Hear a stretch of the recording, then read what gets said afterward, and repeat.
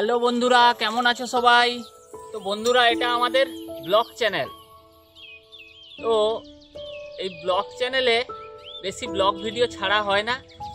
তোমরা বেশিরভাগই short video দেখতে পাবে। তো ব্লগ ভিডিও ছাড়ি না, তার কারণ হচ্ছে ব্লগ ভিডিওতে কি শ্যুট করব কি শ্যুট করব না সেটাই খুঁজে পাই না। তারপর একটা বড় ব্যাপার হচ্ছে ক্যামেরার সামনে একটু নার্ভাস লাগে, কি বলবো না সেটাও ভেবে পাই না।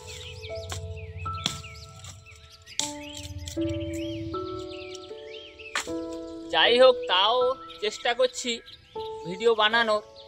তো তোমরা সাপোর্ট করো, পাশে থেকো, তাহলে আরও ভালো ভিডিও বানাতে পারবো।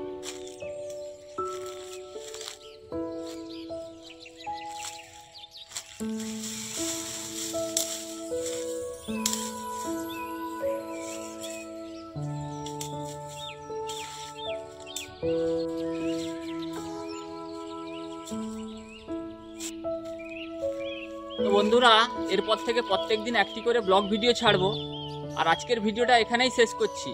ভিডিওটি যদি তোমাদের ভালো লেগে থাকে অবশ্যই লাইক এবং চ্যানেলটিকে সাবস্ক্রাইব করে দিও।